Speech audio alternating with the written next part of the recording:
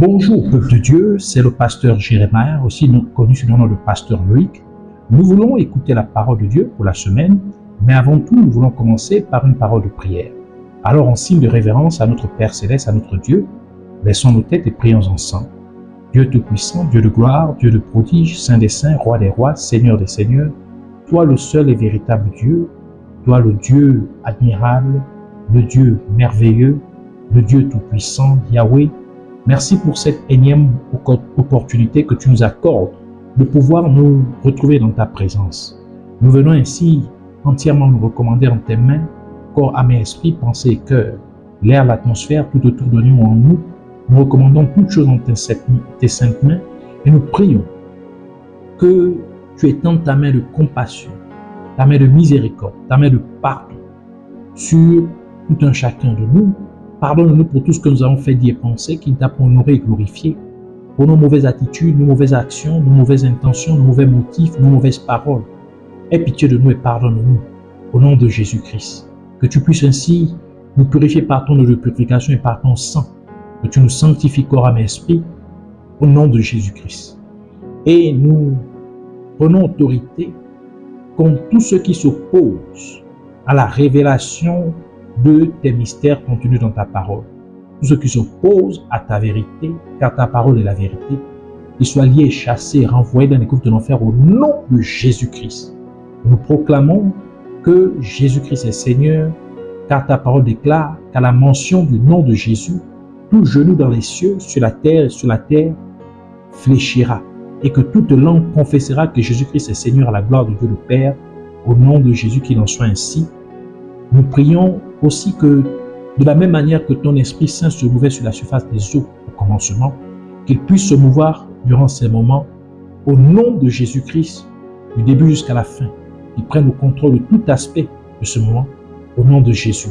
Ouvre nos cœurs, ouvre notre entendement, grave ta parole, grave tes enseignements, instruis-nous au nom de Jésus, que cette parole, Seigneur, puisse demeurer en nous et que rien ne puisse, Seigneur, la ravir de nos cœurs au nom de Jésus et qu'elle porte, Seigneur, le fruit escompté au nom de Jésus. Nous avons ainsi prié. Amen.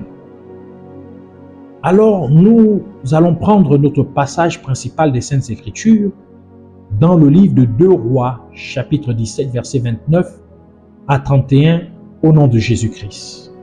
Nous lisons ainsi la parole de Dieu dans 2 Rois, chapitre 17, verset 29 à 31, au nom de Jésus-Christ. Mais les nations firent chacune leur Dieu dans les villes qu'elles habitaient et les placèrent dans les maisons des hauts lieux bâtis par les Samaritains. Les gens de Babylone firent Succoth-Benoth, les gens de Kout firent Nergal, les gens d'Hamath firent Ashima, ceux d'Ava firent Nibkaz et Tartak, ceux de Servavaïm brûlaient leurs enfants par le feu en l'honneur d'Adramélec et d'Anamélec, dieu de Sévavaïm. Que le Seigneur bénisse sa parole, qu'elle vienne pleine de grâce, de révélation, de profondeur, de vie et de faveur et de délivrance au nom de Jésus-Christ. Nous voulons continuer dans notre série d'enseignements sur les 5 maris de la femme samaritaine. Alors, nous avons bien vu que ces 5 maris, comme Jésus-Christ l'a mentionné, en fait, faisaient référence à 5 alliances parce que le mariage, c'est en fait une alliance. Donc, lorsque Jésus-Christ disait à la femme samaritaine que tu as eu 5 maris, Jésus-Christ faisait en fait référence à 5 alliances dont Samarie était entrée avec le royaume des ténèbres.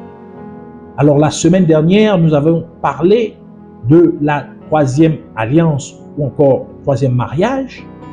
Aujourd'hui, le Seigneur voudrait nous entretenir sur la 4e alliance, le 5e mariage, c'est-à-dire nous allons parler des démons Nibkaz et Tartak.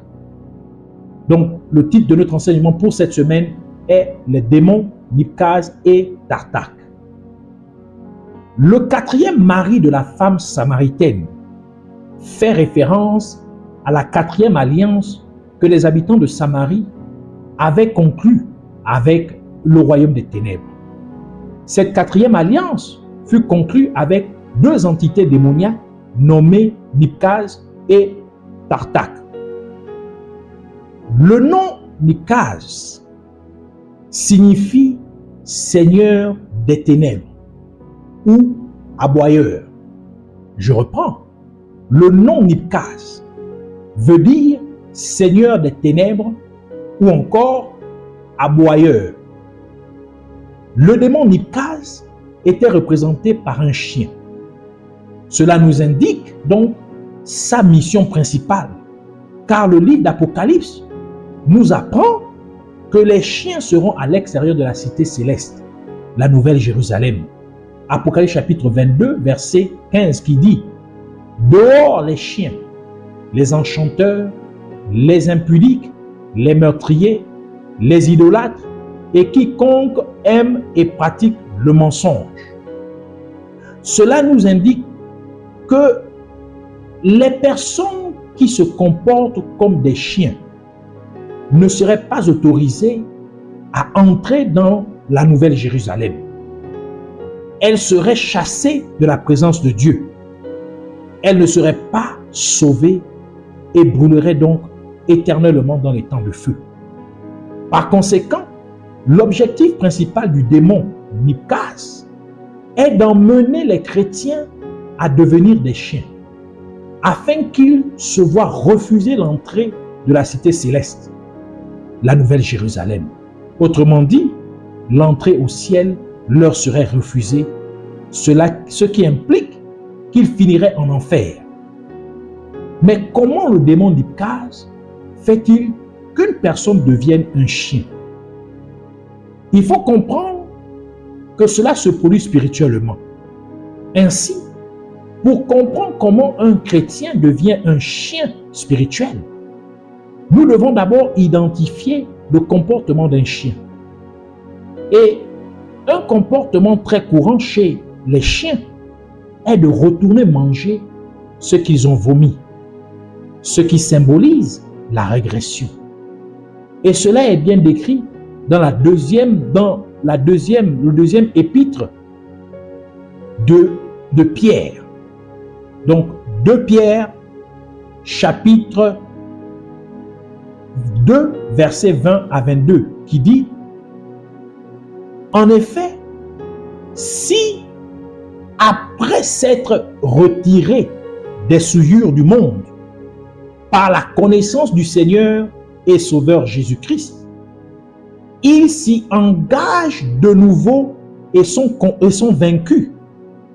Leur dernière condition est pire que la première, car mieux valait pour eux n'avoir pas connu la voie de la justice que de se détourner après l'avoir connu du saint commandement qui leur avait été donné.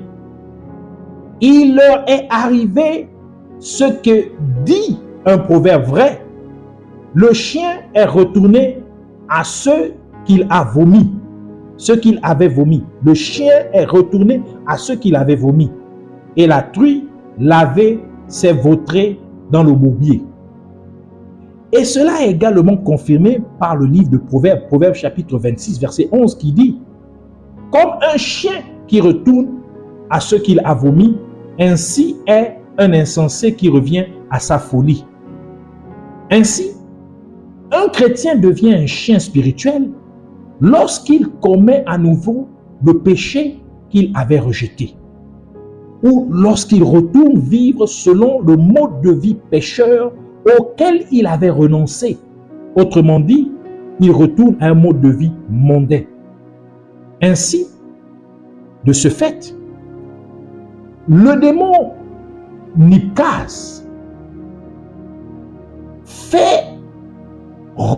vise à faire rétrograder les chrétiens dans leur foi. Et comme un chrétien aurait rétrogradé dans sa foi en retournant à ses anciennes habitudes pécheresses, il serait devenu un chien spirituel. Et à ce moment-là, si le chrétien mourait dans cet état, l'entrée au ciel lui serait refusée. Par conséquent, le démon Nicase veut que vous rétrogradiez dans votre foi afin que l'entrée au ciel vous soit refusée. Vous devez donc refuser de rétrograder dans votre foi au nom de Jésus-Christ. Le chien possède une double nature. Il peut être un animal domestique, tel que le labrador, mais il peut aussi être un animal sauvage, comme le lycaon. Ainsi, un chien peut être à la fois domestique et sauvage. De ce fait, un croyant devenu chien agit comme un chrétien au milieu d'autres chrétiens. Mais lorsqu'il n'est pas au milieu d'autres chrétiens, il se comporte comme les gens du monde. Il est donc un chrétien hypocrite, car il se fait passer pour un chrétien, mais il ne l'est pas réellement. Ainsi, le démon Nicase veut que vous deveniez un chrétien hypocrite. Un croyant qui se comporte comme un chrétien devant les autres chrétiens, mais qui, lorsqu'il n'est pas au milieu d'eux, agit, parle et s'habille comme les gens du monde. Vous devez donc refuser de devenir un chrétien hypocrite au nom de Jésus-Christ. L'une des raisons pour lesquelles les chiens aiment rester à l'intérieur de la maison des êtres humains est qu'ils s'attendent à recevoir des miettes ou des restes de la nourriture que les gens de la maison auraient mangé. Et cela est décrit dans la rencontre de Jésus-Christ avec une femme de Phénicie, comme le raconte le livre de Marc, Marc chapitre 7, versets 27 à 28 qui dit « Laisse d'abord », ici c'est Jésus qui parle, il dit « Laisse d'abord les enfants se rassasier, car il n'est pas bien de prendre le pain des enfants et de le jeter aux petits chiens. » « Oui, Seigneur, lui répondit-elle, mais les petits chiens sous la table mangent les miettes des enfants, donc les restes des enfants. » Ce passage des Saintes Écritures nous permet de comprendre que les bénédictions de Dieu sont réservées aux vrais chrétiens. Les faveurs de Dieu sont réservées aux vrais chrétiens. Les miracles de Dieu sont réservés aux vrais chrétiens. Et une fois que les vrais chrétiens auront reçu leur bénédiction, les chiens pourront s'emparer de ce qui reste. Ainsi, le démon Nicase veut que vous deveniez un chien spirituel afin que vous ayez de la peine pour recevoir les bénédictions de Dieu. Il veut que vous deveniez un chien spirituel afin que vous souffriez pour expérimenter les miracles de Dieu et que vous deveniez un mendiant spirituel. Vous devez donc refuser de devenir un chien spirituel. Vous devez refuser de devenir un mendiant spirituel au nom de Jésus-Christ, car vous êtes un enfant de Dieu. Vous devez donc manger à la table de Jésus-Christ. Vous devez manger à la table de Dieu. Vous devez donc recevoir de nouveaux miracles.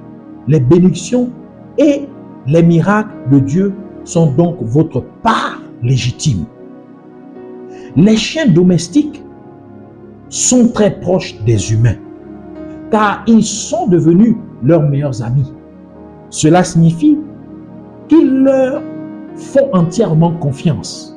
Par exemple, si une femme a un petit chien qu'elle chérit, le chien serait même autorisé à se faufiler lorsqu'elle se déshabille nue dans sa chambre, alors qu'elle ne permettrait même pas à ses enfants d'entrer dans sa chambre lorsqu'elle est nue. Et cela montre bien à quel point les chiens ont vraiment gagné la confiance des êtres humains. Cela implique qu'un croyant devenu chien se rapprochera d'autres vrais chrétiens et on lui confiera des informations précieuses sur l'église locale. Et si un problème survient au sein de l'église, par exemple un malentendu entre les responsables, ou si l'un d'eux a péché, il sera le premier à propager le problème, ternissant ainsi la réputation des autres croyants et même l'image de l'église locale. Ces croyants aiment généralement, donc les croyants qui sont devenus chiens, donc qui ont rétrogradé dans leur foi, ils aiment généralement débattre de la parole de Dieu, essayant de prouver que la Bible contient de nombreuses erreurs. Mais en réalité, ils cherchent à trouver dans la parole de Dieu des justifications à leur vie de rétrograde. Et c'est pourquoi la parole de Dieu nous recommande d'éviter ce genre de discussion, car elle n'édifie pas les auditeurs et cela n'édifie pas votre foi. Donc, elle ne vous fait pas grandir dans la foi.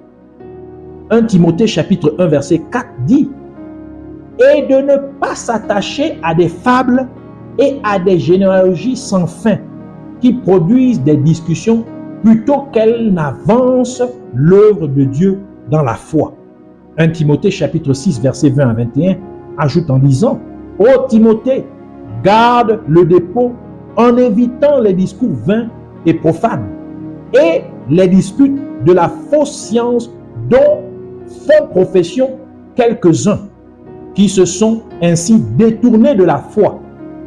Que la grâce soit avec vous. » 2 Timothée chapitre 2 verset 23 continue en disant « Repousse les discussions folles et inutiles, sachant qu'elles font naître des querelles. » Tite chapitre 3 verset 9 conclut en disant « Voilà ce qui est bon et utile aux hommes, mais évite les discussions folles, les généalogies, les querelles, les disputes relatives à la loi, car elles sont inutiles et vaines. » Le nom Nibhaz signifie Seigneur des ténèbres ou aboyeur.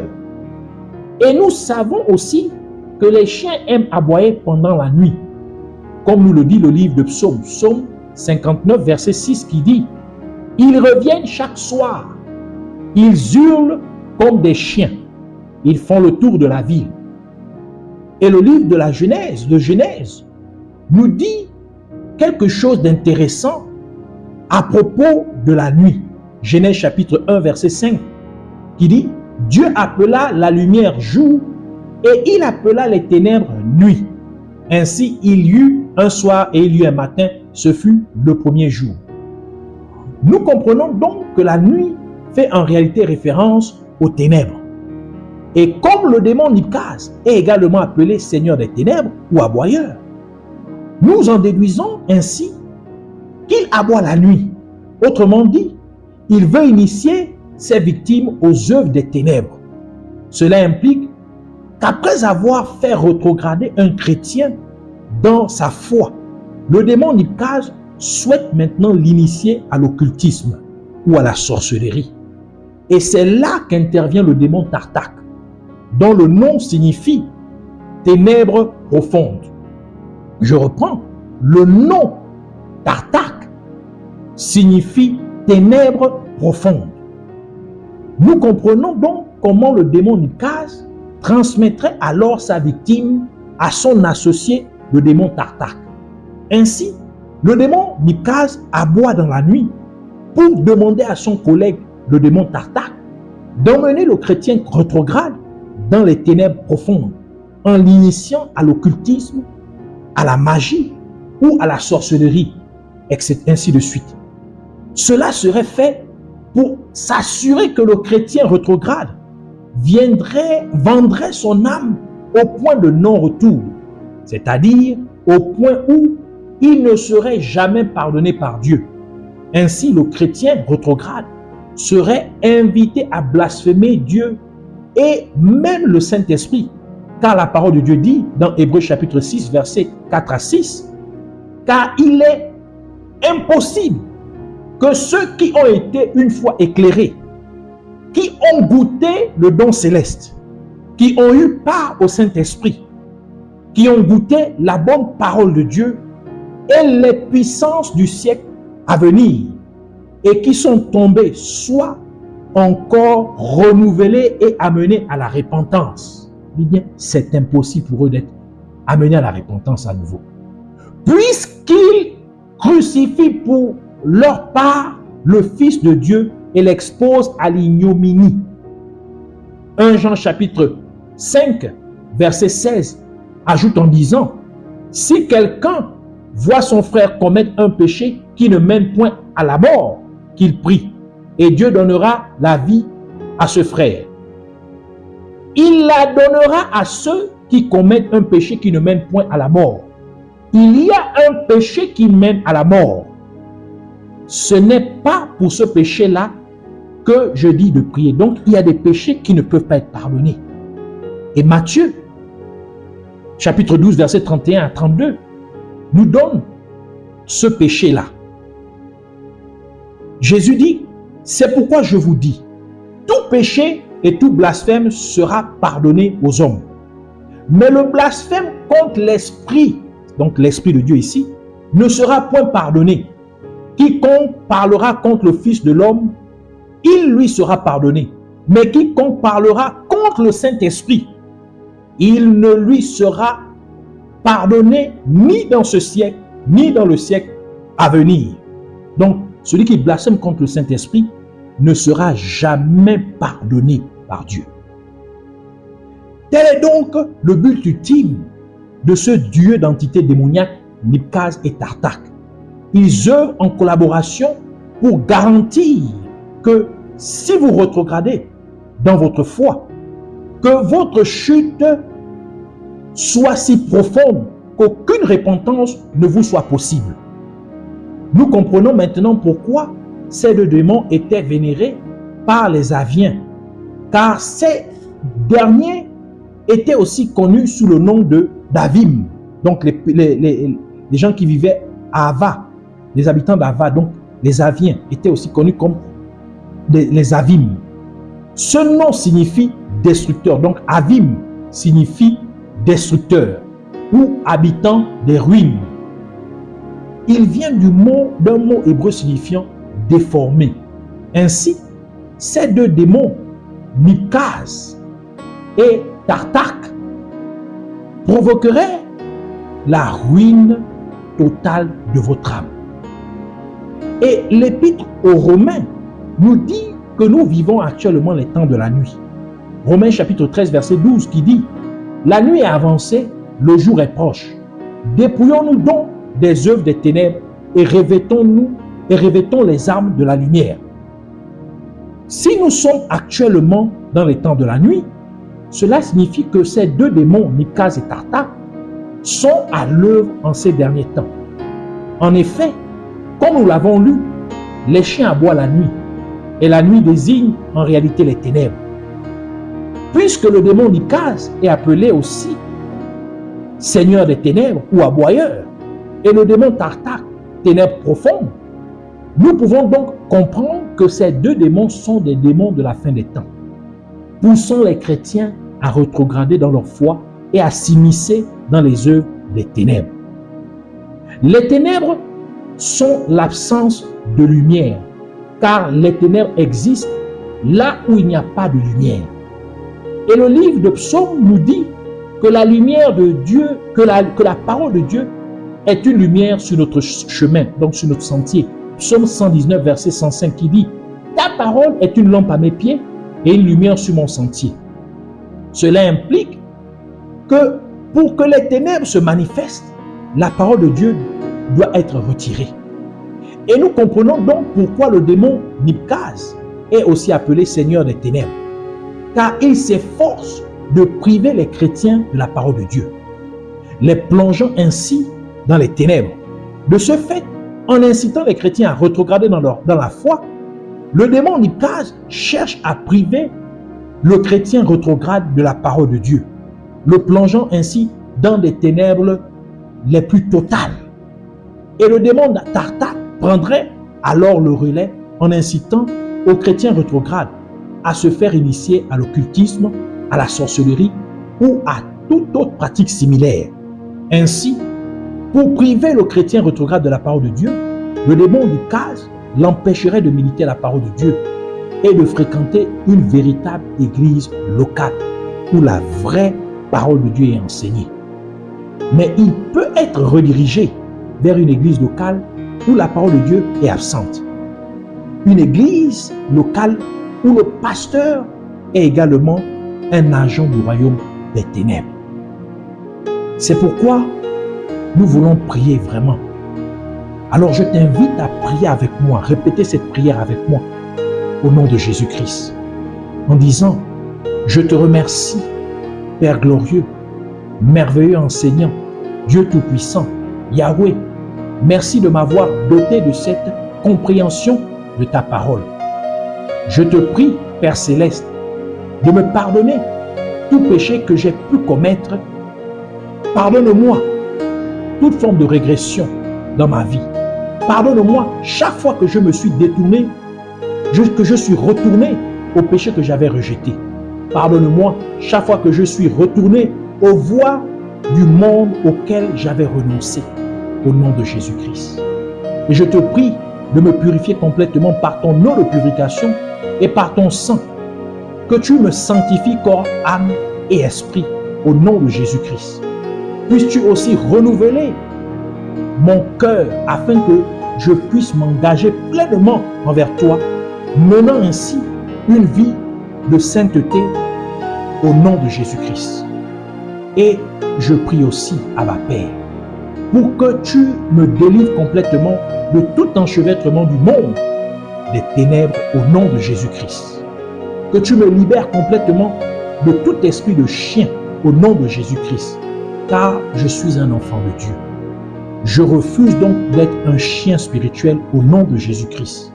Je refuse donc de rétrograder dans ma foi au nom de Jésus-Christ. Je refuse de devenir un chien spirituel.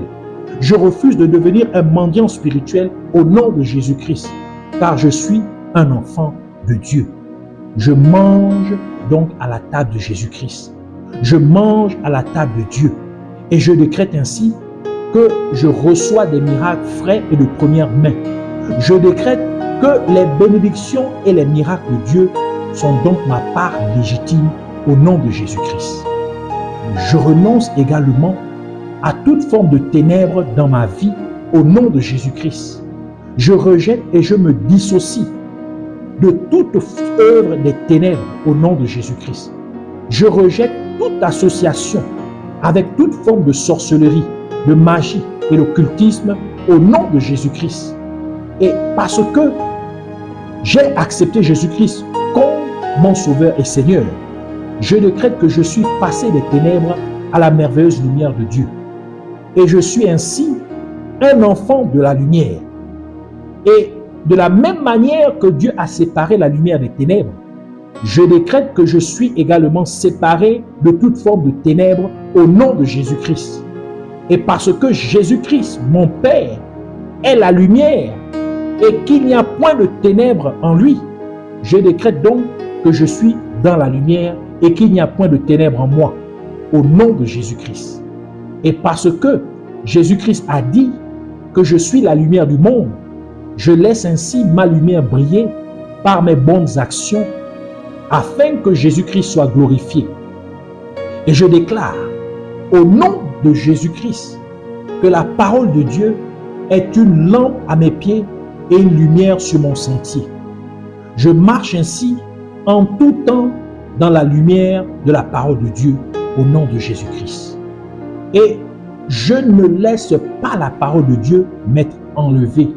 Je refuse qu'elle me soit ôtée au nom de Jésus-Christ. Et je prends autorité sur vous, démons, Mikaz et Tartak. Et je décrète que vous n'êtes que des bêtes des champs. Et parce que Dieu m'a donné la domination sur les bêtes des champs, je domine entièrement sur vous au nom de Jésus-Christ. Par conséquent, je neutralise complètement toutes vos incantations et je vous déconnecte de tout esprit de défunt qui sont sous votre contrôle. Et je vous lie tous et je vous jette dans les abîmes de l'enfer au nom de Jésus-Christ. Et je prie, Père Céleste, que tu neutralises et démantèles toute opération des démons Mikaz et Tartak dans la vie de tes enfants et dans chacune de tes églises locales sur toute la terre, au nom de Jésus-Christ. Je te remercie, Père merveilleux, admirable conseiller, libérateur redoutable, Sauveur tout-puissant, Yahweh. Merci, car tout est accompli au nom de Jésus-Christ. Toute la gloire, tout l'honneur et toute la louange t'appartiennent pour toujours et à jamais. Au nom de Jésus-Christ. Amen.